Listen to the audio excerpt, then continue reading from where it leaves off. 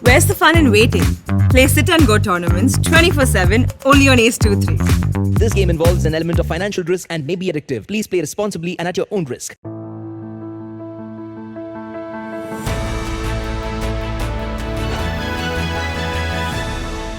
सुबह से लेकर रात तक की दिनचर्या में महिलाएं हर तरीके की जिम्मेदारियां निभाती हैं, लेकिन कई बार वे अपने स्वास्थ्य के प्रति उतनी सजग नहीं होती। जितना वे शरीर से काम लेती हैं, उतना ध्यान नहीं रख पाती। आज जागरण डायलॉग के इस सेशन में हम बात करेंगे कि महिलाओं में होने वाले जो रोग हैं, उनके क्या कारण होते हैं, उनके लक्षण क्या होते हैं और उसके उपचार क्या होते हैं, हम कैसे उसका इलाज करा सकते हैं।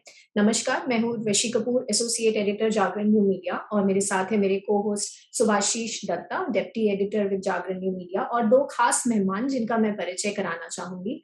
So we have with us Dr. Neema Sharma. She's Director Obstetrics and Gynecology, Fortis Flight Lieutenant Rajendra Hospital, बसंत कुछ। मैम, आपका बहुत बहुत स्वागत है। Thank you. और हमारी दूसरी एक्सपर्ट है doctor Uma Vaidyanathan. She is senior consultant obstetrics and gynaecology at Fortis hospital Shalimar Bagh. Ma'am, आपका भी बहुत बहुत स्वागत है। नमस्कार, थैंक यू।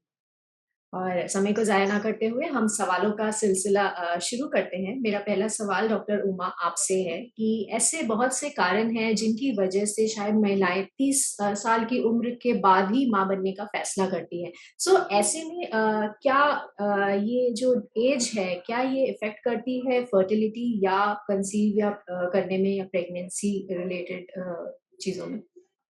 देखिए, एक औरत की life span as far as fertility की जब हम बात करते हैं, वो थोड़ी लिमिटेड होती है। किसी भी लड़की की मेंसेस शुरू होते हैं 13, 14, 15 की उम्र में, मेंसेस खत्म होते हैं around 45 to 50 years of age के बीच में। तो एक लिमिटेड लाइफ स्पैन होता है जिसमें एग्स बन सकते हैं, वो फर्टिलाइज हो सकते हैं और उनका बच्चा रुक सकता है।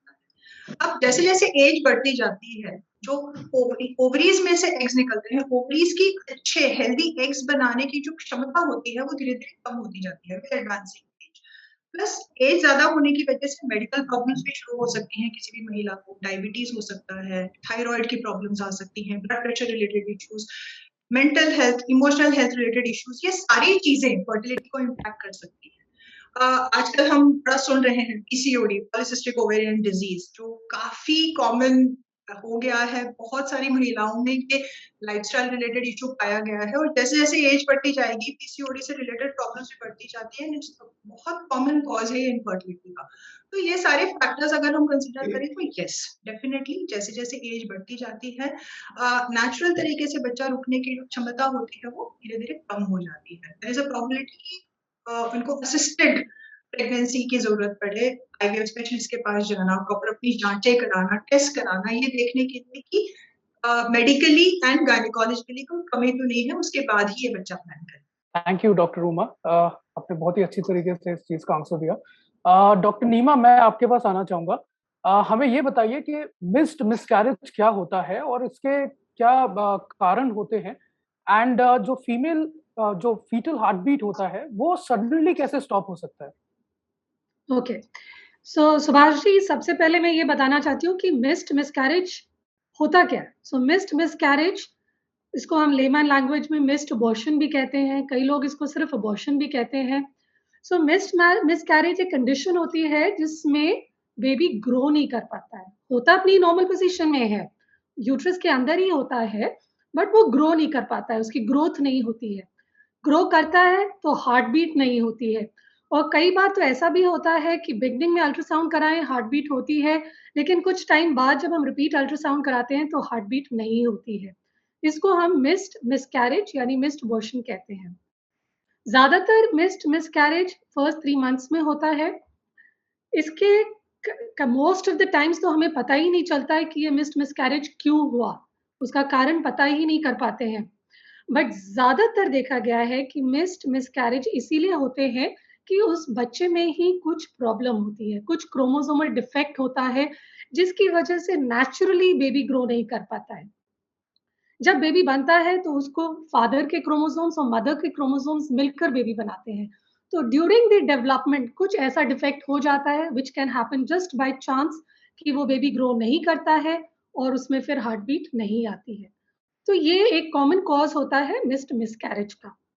इसके अलावा अगर मदर में कोई इश्यू है, जैसे कोई थ्रोम्बोफिलिक कंडीशंस कहते हैं जिसमें क्लॉट बनने की टेंडेंसी होती है, उसकी वजह से भी ये मिस्ड मिसकैरेज हो सकता है, या कोई प्लेसेंटल कॉज़ यानी कि जो प्लेसेंटा जो है, जो ड्यूरिंग द प्रेगनेंसी बनता है, वो प्रॉपरली नहीं बन पा रहा है, उसकी वजह से मिसकैरेज हो सकता है, या यानी कि यूट्राइन कॉज़ यानी कि जहाँ पे बेबी ग्रो कर रहा है, उसमें कुछ डिफेक्ट है, कुछ सेप्टम है या कुछ एनोमली है, जिसकी वजह से बच्चे की ग्रोथ नहीं हो पाती है। कुछ रिस्क फैक्टर्स भी होते हैं जिसकी वजह से मिस्ड मिसकैरेज होता है, जैसे एज, जैसे डॉक्टर उमा ने भी बताया कि जैसे-जैसे एज बढ़ती है, जैसे अगर एज मोर देन 35 होता है, तो risk of missed miscarriage is about 25% और जब एज 40 इयर्स के बियॉन्ड हो जाती है, तो मिसकैरेज का रिस्क 40% के करीब बढ़ जाता है। So it almost doubles as the age increases. In addition, conditions like diabetes mellitus, uncontrolled high diabetes, कुछ auto immune conditions like SLE या कोई भी वुमेन जो बहुत ज़्यादा स्मोक करती हैं, अल्कोहल लेती हैं या कुछ इलिसिट ड्रग्स लेती हैं, जिनकी वजह से भी मिस्ड मिसकैरेज का रिस्क बढ़ जाता है। तो वो बहुत ज़रूरी है कि फर्स्ट 3 मंथ्स में अल्ट्रासाउंड किया जाए, रेगुलर चेकअप किया जाए तो ताकि इसके बारे में हम जल्दी से जल्दी पिकअप कर सकें और उस फिर इसको मैनेज कर सकें। जी बहुत-बहुत शुक्रिया डॉक्टर नीमा इस सवाल का जवाब देने के लिए। मिलता-जुलता सवाल है डॉक्टर उमा मेरा आपसे कि मिसकैरेज अगर किसी महिला को अनफॉर्च्यूनेटली मिसकैरेज उनका हो गया, तो उसके बाद how soon can she conceive again और उनको क्या प्रिकॉशंस लेने की ज़रूरत होती है? जैसे कि डॉक्टर नीमा ने बड़ी सुंदर तरीके से समझाया है, इतने सारे कारण होते हैं कि एक बच्चे की दिल की धड़कन क्यों गायब हो गई। तो सबसे पहले तो जब मिसकैरेज का डायग्नोसिस होता है, हम पेशेंट को हमेशा बोलते हैं कि जब तक कारण नहीं पता लग जाता कि आपको ये क्यों हुआ, आप प्लीज प्रेगनेंसी अगली प्लान ना करें। कई बार जैसे मैम ने भी कहा है कि कारण नहीं पता लगता, कोई शायद बनावटी खराबी होगी, भ्रूण में कोई प्रॉब्लम होगी जिस वजह से मिसकैरेज हुआ हो। लेकिन अगर कोई मेडिकल कंडीशन डायग्नोज होती है, जैसे डायबिटीज हुआ या जैसे मैडम ने कहा कि थ्रोम्बोफिलियाज हो सकते हैं या यूट्रस में कोई स्ट्रक्चरल प्रॉब्लम हुई जिस वजह से बच्चे की दिल की धड़कन ज्यादा लंबी नहीं चल पाई, कोई और प्रॉब्लम हो गई, अनकंट्रोल्ड बीपी बढ़ा हुआ पेशेंट का, थायराइड की प्रॉब्लम हो गई, तो ये सारे इश्यूज जब हम मिसकैरेज हो जाता है उसके बाद हम जरूर पेशेंट के टेस्ट इन्वेस्टिगेशंस कराते हैं, पेरेंट्स की भी जेनेटिक एनालिसिस कराते हैं देखने के लिए कि ऐसी कोई म्यूटेशन तो नहीं है जिस वजह से बच्चे की दिल की धड़कन पर प्रभाव पड़ा। तो जब तक कारण नहीं पता लगता, आइडियली प्रेगनेंसी प्लान नहीं होनी चाहिए। कम से कम 3 से 6 महीने का गैप तो जरूर दें, जब तक मेडिकल कंडीशन अगर कोई हो वो पूरी तरह से कंट्रोल में ना आ जाए। Thank you doctor Uma. आपने बहुत ही अच्छे से बताया कि बेसिकली मिसकैरेज के बाद कैसे प्रेगनेंसी फिर कंसीव के लिए आप सोच सकते हैं, बाकी पेरेंट्स जो भी हैं। डॉक्टर नीमा, मैं आपके पास वापस आना चाहूंगा। एक बहुत ही कॉमन सवाल है जो कि महिलाओं के मन में होता है कि मेनोपॉज के बाद अपने स्वास्थ्य का कैसे ख्याल रखें। थोड़ा हमें इस बारे में बताइए कि क्या कॉम्प्लिकेशंस आते हैं मेनोपॉज के बाद और उन कॉम्प्लिकेशंस को कैसे प्रिवेंट किया जा सकता है। सो अगेन सुभाष जी, मैं ये बताना चाहूंगी कि मेनोपॉज होता क्या है। हर लेडी के फेज में मेनोपॉज आता है जिसमें ओवरीज काम करना बंद कर देती हैं। जब ओवरीज काम करना बंद कर देती हैं तो एक इम्पोर्टेंट हार्मोन जिसको हम ईस्ट्रोजन कहते हैं वो नहीं बन पाता है। तो जब ईस्ट्रोजन नहीं बन पाता है तो साइंस ऑफ एजिंग शुरू हो जाते हैं, वेट गेन शुरू हो जाता है, बोन्स वीक होने लगते हैं, ऑस्टियोपोरोसिस का रिस्क बढ़ जाता है, कार्डियोवैस्कुलर हार्ट प्रॉब्लम्स का रिस्क बढ़ जाता है। कई प्रकार के इश्यूज बढ़ना शुरू हो जाते हैं, बट ये एक नॉर्मल फेज है। इसको नॉर्मल तरीके से मैनेज करना चाहिए। इसको कोई एक इट्स नॉट अ बीमारी, इट्स नॉट अ डिजीज जिसको हमें कोई टैबू होना चाहिए, बट इसको प्रॉपर्ली मैनेज करना चाहिए। सबसे पहले इस कंडीशन में होता है healthy lifestyle. Second important, healthy lifestyle मतलब अगर बहुत ज़्यादा स्मोकिंग है, अल्कोहल है, ड्रग्स हैं, उनको कम करना चाहिए। अगर डायबिटीज़, हाई ब्लड प्रेशर है, उसको मैनेज करना चाहिए। Diet plays a very important role. Calcium intake is very very important. Menopause के टाइम पर calcium requirement is about 1200 milligram per day. Calcium requirement अगर डाइट से पूरी नहीं हो रही है तो calcium supplement should be started. Vitamin D3 बहुत जरूरी होता है और देखा गया है कि अगर विटामिन D3 मोर देन 30 रहता है तो risk of osteoporosis and risk of fracture काफी कम रहता है। तो विटामिन D3 का सप्लीमेंटेशन देना बहुत जरूरी होता है। Exercise also plays very important role.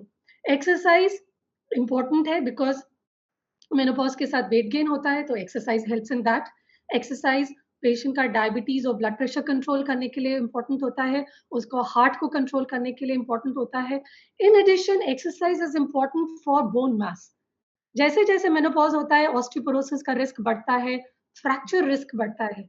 तो exercise both aerobic anaerobic weight bearing exercises, ये सब करने से आगे जाकर बोन स्ट्रेंथ इंप्रूव होती है और ऑस्टियोपोरोसिस भी बेटर होता है.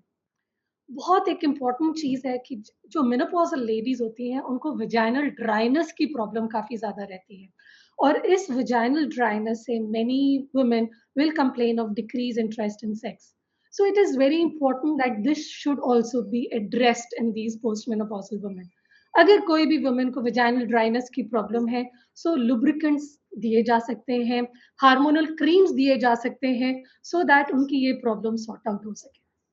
इन एडिशन टू दैट, अगर किसी वुमेन को मेनोपॉज जल्दी हो जाए, जिसको हम प्री मेच्योर मेनोपॉज कहते हैं, ये इसको ऐसा नहीं समझना चाहिए जैसे पहले जमाने में समझते थे कि ठीक है मेनोपॉज हो गया, कुछ नहीं करना, रहने दीजिए, ये सब चीजें नॉर्मल होती है. नहीं, अगर किसी लेडी को प्री मेच्योर मेनोपॉज हो रहा है, बहुत जरूरी है कि उसको हार्मोनल रिप्लेसमेंट थेरेपी दी जाए at least till the age of 50, ताकि वो वुमेन यंग रह सके, उसकी बोन स्ट्रांग रह सके, उसका हार्ट स्ट्रांग रह सके एंड वो अपनी normal day to day life activities properly कर सके.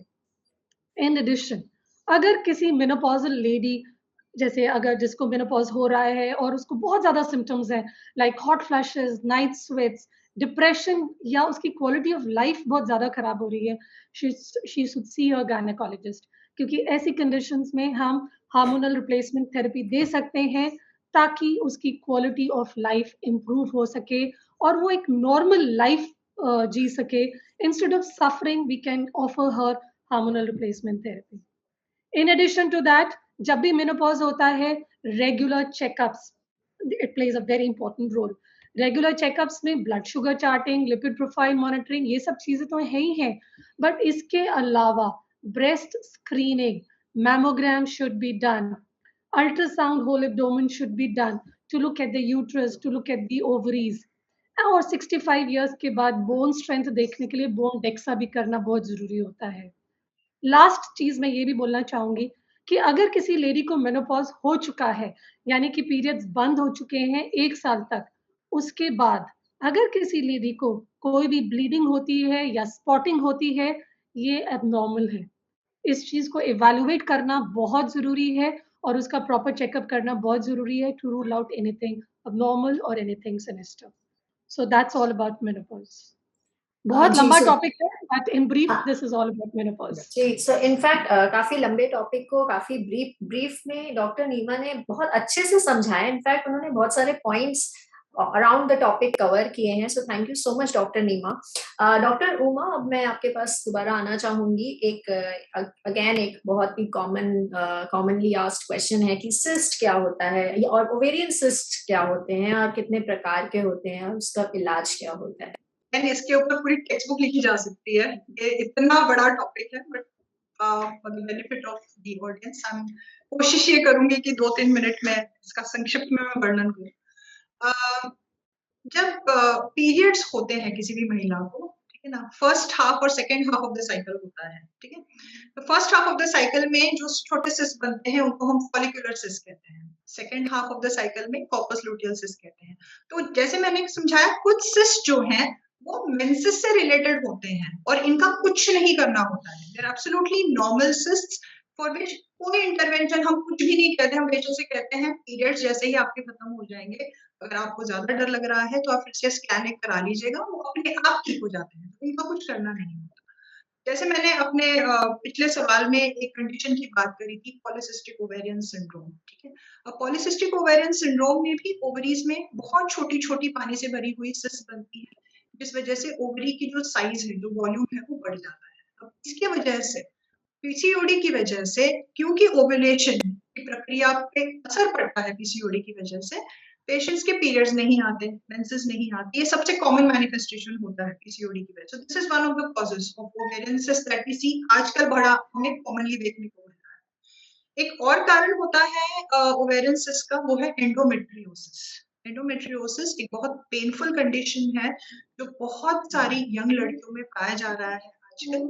अब एंडोमेट्रियोसिस में होता क्या है कि यूट्रस के अंदर जो ब्लीडिंग होती है, ठीक है ना, स्पॉट्स एब्डोमेन के अंदर यूट्रस के बाहर भी बन जाते हैं, जिस वजह से ब्लीडिंग होती है, और इनकी वजह से ओवरी में सिस्ट बन जाते हैं, और ये सिस्ट कभी-कभी इतने बड़े हो जाते हैं और इतने पेनफुल हो जाते हैं पेशेंट के लिए कि इनको सर्जरी की भी जरूरत पड़ सकती है।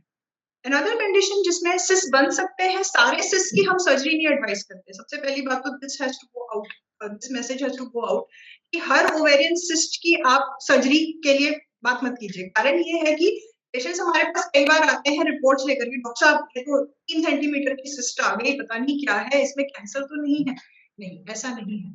हर सिस्ट की सर्जरी की जरूरत नहीं पड़ती, हर सिस्ट कैंसरस नहीं होता, लेकिन अगर सिस्ट का साइज 5 से 7 सेंटीमीटर से ऊपर हो या साइज बढ़ता जा रहा है, आप सीरियल अल्ट्रासाउंड करा रहे हैं और आप देख रहे हैं कि साइज बढ़ता जा रहा है, आपके जो सोनोलॉजिस्ट हैं, जो रेडियोलॉजिस्ट हैं, अगर वो आपसे कहते हैं कि इस सिस्ट में कुछ ऐसे चेंजेस आ रहे हैं जो शायद कैंसर के लक्षण बता सकते हैं आपको, फिर डॉक्टर जो भी जिस किसी भी डॉक्टर को आप दिखाते हैं तो वो आपके कुछ टेस्ट कराएंगे which are called as tumour markers.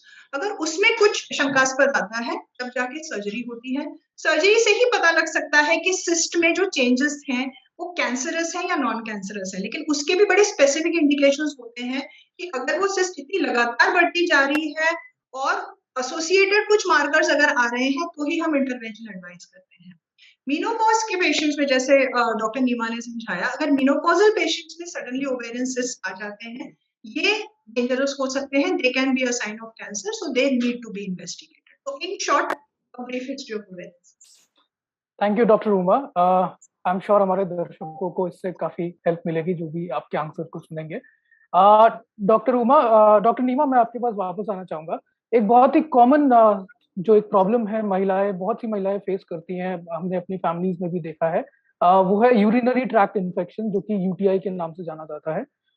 ये कैसे होता है, हमें थोड़ा इस बारे में बताइए, और कैसे इसको प्रिवेंट किया जा सकता है, बिकॉज बहुत सारी लाइफस्टाइल चेंजेस भी होती हैं जिससे कि इसको प्रिवेंट कर सकते हैं। थोड़ा इस बारे में बताइए। सो यूटीआई यानी कि यूरिनरी ट्रैक्ट इन्फेक्शन, ये एक प्रकार का इन्फेक्शन है जो यूरिनरी ट्रैक्ट मतलब किडनी, यूरेटर, ब्लैडर या ब्लैडर की आगे वाली पाइप जिसको हम यूरेथ्रा कहते हैं, यहाँ पर कोई भी इन्फेक्शन हो उसको यूरिनरी ट्रैक्ट इन्फेक्शन कहते हैं। ये एक it is caused by a bug, bacteria करता है, एंड जिसकी वजह से पेशेंट को सिम्टम्स होते हैं लाइक बार बार यूरिन जाना, अर्जेंसी, पेन या ब्लड इन द यूरिन। सो इसके कुछ रिस्क फैक्टर्स होते हैं। कौन से रिस्क फैक्टर्स हैं जिनको ज्यादा यूरिनरी ट्रैक्ट इन्फेक्शन होता है? सबसे पहले फीमेल की जो एनाटॉमी होती है, वुमेन की जो एनाटॉमी होती है, उसकी वजह से itself women is at increase risk of urinary tract infection. जो ब्लैडर के पास वाली ट्यूब होती है जिसको हम यूरेथ्रा कहते हैं, वो बहुत छोटी होती है and it is very close to back passage. So as a result, women are more prone to urinary tract infection. दूसरा रिस्क फैक्टर्स होता है सेक्सुअल एक्टिविटी। रिसेंटली जो सेक्सुअली एक्टिव होते हैं उनमें भी देखा गया है कि यूरिनरी ट्रैक्ट इन्फेक्शन बहुत ज्यादा होता है, जिसको इनफैक्ट हमारे लेमैन लैंग्वेज में इसको हम हनीमून सिस्टाइटिस भी कहते हैं, जिसमें रिसेंटली जो एक्टिव वुमेन होते हैं उनमें बार बार यूरिनरी ट्रैक्ट इन्फेक्शन होता है।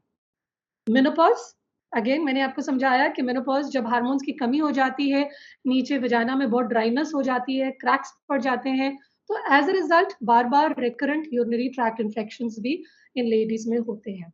या कोई लेडी अगर यूरिन ठीक से पास नहीं कर पा रही है, कहीं कोई ऑब्स्ट्रक्शन है, या एक कंडीशन है जिसको हम प्रोलैप्स कहते हैं, जिसमें यूट्रस बाहर निकलने लगता है, अलॉन्ग विद दैट थोड़ा सा ब्लैडर भी बाहर निकलने लगता है, तो वो लेडीज यूरिन ठीक से पास नहीं कर पाती हैं, जिसकी वजह से बार बार यूरिनरी ट्रैक्ट इन्फेक्शन होता है। या जिसमें कैथेटर डला है, उसकी वजह से भी बार बार इन्फेक्शन होने का रिस्क रहता है। So these are some of the risk factors which can cause urinary tract infection and can cause recurrent urinary tract infection.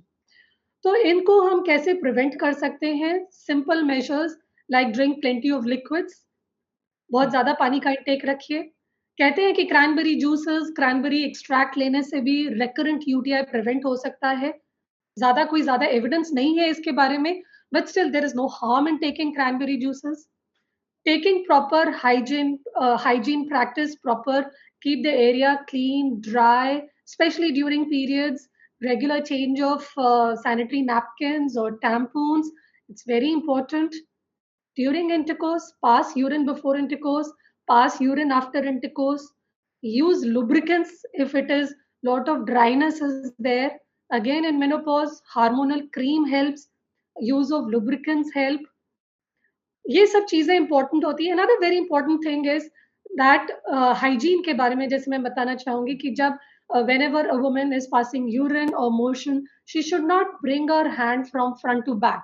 So cleaning should be always from back to cleaning should always be from front to back. So ऐसे करने से cleanliness और hygiene का ध्यान रखते हैं और infection का रिस्क आप प्रिवेंट कर सकते हैं। एंड बहुत एक चीज़ और मैं बताना चाहूँगी कि कभी भी किसी लेडी को यूरिनरी ट्रैक्ट इन्फेक्शन के सिम्पटम्स हो, तो यूरिन रूटीन कल्चर करा के कंफर्म करना बहुत ज़रूरी है। कई बार पेशेंट्स ओपीडी में आते हैं कि मुझे यूरिनरी ट्रैक्ट इन्फेक्शन है, लेकिन जब हम प्रॉपर हिस्ट्री लेते हैं और एग्जामिनेशन करते हैं, तो वो यूरिनरी ट्रैक्ट इन्फेक्शन नहीं होता है। It's just a normal vaginal infection जिसकी वजह से वेजाइना में इचिंग है, ड्राइनेस है, जिसको वो एट्रीब्यूट करते हैं यूटीआई के। इनफैक्ट लोग एंटीबायोटिक्स भी लेने शुरू कर देते हैं just because assuming that it is urinary tract infection. So अगर किसी को भी ऐसे कोई symptoms हैं, प्लीज यूरिन रूटीन कल्चर जरूर कराएं, उसके बाद ही एंटीबायोटिक्स लें और लोकल एग्जामिनेशन जरूर कराएं to rule out any local infection in the vagina.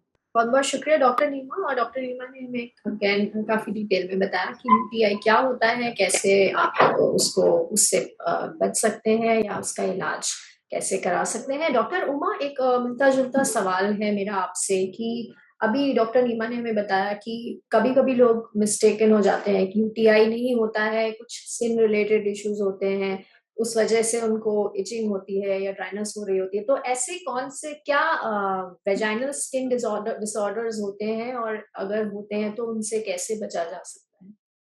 देखिए, जो ओपीडी में हम सबसे कॉमनली देखते हैं वजाइना से रिलेटेड जो इन्फेक्शंस होते हैं, जो सेक्सुअली एक्टिव वुमेन होती हैं, उनमें सबसे कॉमनली हम देखते हैं बैक्टीरियल वजाइनोसिस। ठीक है, अब इसमें होता क्या है, जो वजाइना में एक नॉर्मल संतुलन बनाए रखने के लिए, एसिडिटी का एक नॉर्मल संतुलन बनाए रखने के लिए कुछ अच्छे बैक्टीरिया होते हैं। ठीक है, नाउ अगर किसी लेडी के मल्टीपल सेक्सुअल पार्टनर्स हैं या वो बहुत ज्यादा वजाइनल वॉशेस यूज करती है, मेडिकेटेड वॉशेस आजकल बहुत एडवर्टाइज हो रहे हैं मार्केट में कि और वो बहुत ज्यादा मिसयूज भी हो रहे हैं उससे, क्योंकि हर बार अगर आप वजाइना को एक मेडिकेटेड वॉश से या सेंटेड वॉश से क्लीन करते हैं, तो वजाइना की जो नेचुरल प्रोटेक्शन है, जो संतुलन बनाए रखती है नेचुरल बैक्टीरिया, वो सारी खत्म हो जाती है। और इस वजह से बिकॉज ऑफ दिस, और इंसर्ट भी करती हैं वो सारे वॉचेस वजाइना के अंदर, तो बाहर से अंदर इन्फेक्शन जाने के पूरे चांसेस हैं। इस वजह से बैक्टीरियल वजाइनोसिस ये बहुत कॉमनली यंग वुमेन में पाया जाता है। अब इसके लक्षण मोर और लेस, जैसे डॉक्टर नीमा ने समझाया, they match with urine infections. पेशेंट्स को लगता है कि हमें नीचे हैवीनेस हो रही है, बर्निंग हो रही है, इचिंग हो रही है, बहुत कॉमन है। फाउल स्मेलिंग वजाइनल डिस्चार्ज, मछली जैसी स्मेल आती है, फिशी ओडर जिसे कहते हैं, वैसी वाली स्मेल आना, अंडरवेयर का स्टेन होना, कभी कभी इंटरकोर्स सेक्स के बाद ब्लड आना, ये सारी चीजें वजाइनाइटिस के लक्षण हो सकते हैं।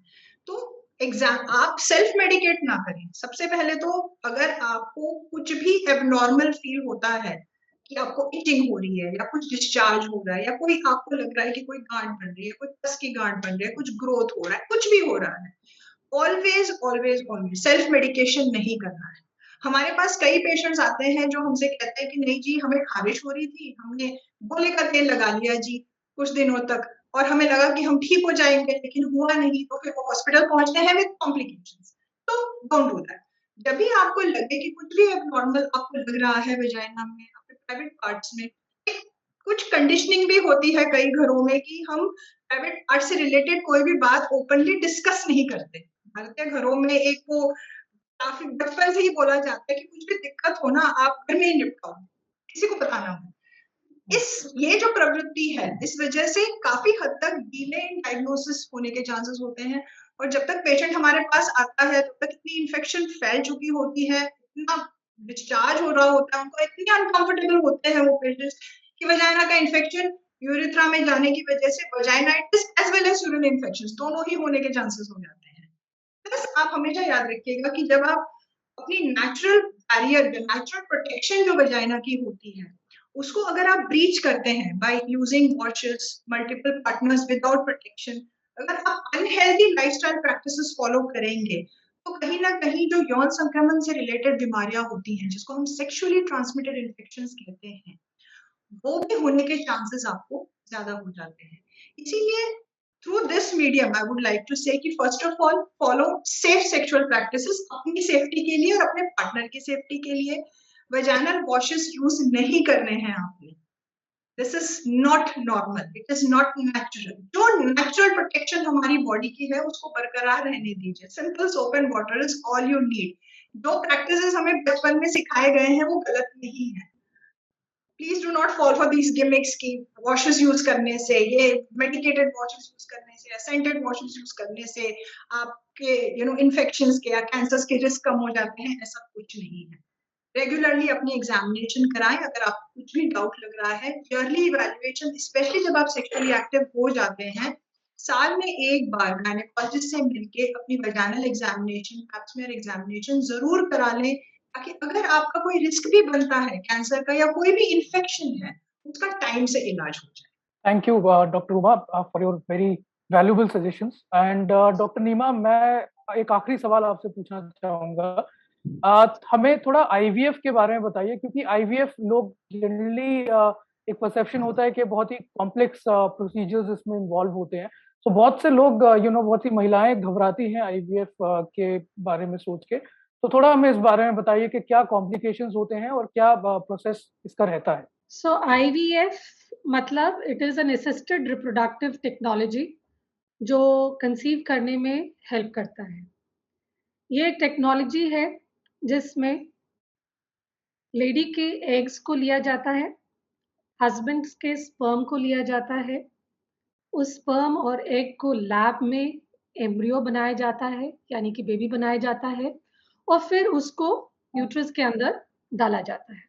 सो ये एक प्रोसेस है। कभी कभार अगर जैसे कोई एग में कोई इशू है या एग क्वांटिटी अच्छी नहीं है या एग क्वालिटी अच्छी नहीं है, तो डोनर एग्स का इस्तेमाल किया जाता है। और अगर स्पर्म्स खराब हैं या स्पर्म क्वालिटी अच्छी नहीं है या एब्सेंट स्पर्म्स है, तो डोनर स्पर्म्स का भी इस्तेमाल किया जाता है। किन कंडीशंस में आईवीएफ यूज किया जाता है? ये कंडीशंस होती हैं या तो कुछ स्पर्म्स में प्रॉब्लम है, या तो ट्यूब्स ब्लॉक हैं या ट्यूब्स खराब हो चुकी हैं, या हार्मोन्स नहीं बन पा रहे हैं, एंडोमेट्रियोसिस है या सिवियर फॉर्म ऑफ पीसीओएस है, या अनएक्सप्लेन इनफर्टिलिटी, सब कुछ नॉर्मल, कंसीव नहीं हो पा रहे in spite of all medical treatment everything, उन लोगों में भी आईवीएफ का ऑप्शन दिया जाता है। इसके अलावा आजकल और भी कंडीशंस हैं जिसमें आईवीएफ करा जाता है। जैसे अगर कोई जेनेटिक कंडीशन है जो फैमिली में रन करती है और वो नहीं चाहते कि नेक्स्ट जनरेशन में जाए, उस कंडीशन में भी आईवीएफ किया जाता है, जिसमें एम्ब्रियो का टेस्टिंग पहले से ही कर लेते हैं कि इसमें कोई जेनेटिक डिफेक्ट तो नहीं है, और अगर वो जेनेटिक डिफेक्ट नहीं होता है तो ही वो एम्ब्रियो मदर के यूट्रस में डाला जाता है। दूसरा आजकल बहुत कॉमन इंडिकेशन ऑफ आईवीएफ है, अगर किसी को कोई कैंसर हो जाता है, कोई लेडी को कैंसर हो जाता है या हस्बैंड को कैंसर हो जाता है, तो उसको कीमोथेरेपी या रेडियोथेरेपी देनी पड़ती है। तो ऐसे केसेस में हम पहले ही उस लेडी का एग्स ले लेते हैं और स्पर्म्स ले लेते हैं और एम्ब्रियो बना देते हैं, so that then this lady can go for chemotherapy, radiotherapy, complete her process, and then she can come back for IVF. So ये कुछ इंडिकेशंस हैं जो न्यू इंडिकेशंस हैं फॉर आईवीएफ और आजकल काफी कॉमनली लोगों को बताई जाती है। सो इस प्रोसेस के दौरान we understand that there is lot of financial draining, patient needs lot of mental support, emotional support is required during the whole process of IVF, which takes about 3 to 4 weeks. ऐसा नहीं है कि IVF कर दिया और pregnancy हो गई, it is not 100%। The results are only 30 to 40% and it depends upon what is the reason for it. क्यों IVF किया जा रहा है, उस पर भी डिपेंड करता है उसके सक्सेस रिजल्ट्स। एक बार अगर IVF सक्सेसफुल हो जाए, डेफिनेटली IVF के अपने कुछ ड्रॉबैक्स भी होते हैं। कभी-कभी ओवरीज हाइपर स्टिमुलेट हो जाती हैं, जिसकी वजह से ओवरीज सूज जाती हैं, उसमें स्वेलिंग होती है, उसमें पेन होता है। तो इसके लिए मॉनिटरिंग करना बहुत ज़रूरी होता है IVF के दौरान। दूसरा, अगर 2 से ज़्यादा एम्ब्रियोज़ यूट्रस के अंदर चले जाएँ, तो मल्टीपल प्रेग्नेंसीज़ होने का रिस्क रहता है। तो ये सब चीज़ें पहले से डिस्कस करनी होती है और काउंसल करनी होती है कि अगर जैसे ट्रिपलेट्स हो गए या क्वाड्रुप्लेट्स हो गए, तो उसको रिड्यूस करना पड़ सकता है। IVF itself can cause slight increased risk of miscarriage, can cause increased risk of ectopic pregnancy. जब ये सब चीज़ें क्रॉस हो जाती हैं and pregnancy continues, then yes it requires strict maternal monitoring and foetal monitoring. Maternal monitoring क्योंकि ये ज़्यादातर एज ज़्यादा होती है, तो रिस्क ऑफ डायबिटीज़ हो सकता है, risk of high blood pressure होता है, तो वो सब कंटिन्यूस मॉनिटरिंग करनी ज़रूरी है through out the pregnancy. And baby की भी स्ट्रिक्ट मॉनिटरिंग, जैसे पहले क्रोमोसोमल एब्नॉर्मैलिटीज़ के लिए टेस्ट करने ज़रूरी होते हैं, अल्ट्रासाउंड करना ज़रूरी होता है और फिर ग्रोथ स्कैन करके देखना होता है कि baby is growing well. And most of the time the outcome is very good and the result optimum हो जाते हैं। एक चीज़ और, जब IVF होता है तो बहुत सारे एम्ब्रियोज़ बनाए जाते हैं। तो कुछ एम्ब्रियोज़ तो डाल दिए जाते हैं, लेकिन कुछ एम्ब्रियोज़ जो बच जाते हैं, उनको फ्रीज़ करके यूज़ कर सकते हैं। जो बाद में, यानी कि अगर ये साइकिल सक्सेसफुल नहीं होती है, तो नेक्स्ट साइकिल वो मदर के यूट्रस में डाले जाते हैं और उसको भी हम ट्राई कर सकते हैं। So most of the time the outcome is good. At the end, we have happy mothers and happy babies. So this is regarding IVF. Thank you, Dr. Neema. Thank you, Dr. Neema, for actually simplifying this entire process. सवाल हमारे पास बहुत हैं, लेकिन समय हमारे पास limited है और इसी के लिए हम आज का ये सेशन यहीं पे वाइंड अप करना चाहेंगे। हमारे दोनों experts doctor Uma and doctor Neema, आप दोनों का बहुत-बहुत शुक्रिया हमारे साथ जुड़ने के लिए और हमारे दर्शकों के सवालों का जवाब देने के लिए। जागरण डायलॉग का ये एपिसोड दैनिक जागरण के फेसबुक पेज पर अवेलेबल है और साथ ही कुछ ही देर में ये एपिसोड दैनिक जागरण के यूट्यूब पेज पर भी आप देख सकते हैं। आज के लिए बस इतना ही। हम नेक्स्ट वेडनेसडे फिर मिलेंगे एक नए हेल्थ टॉपिक के साथ। तब तक के लिए शुक्रिया। Thank you.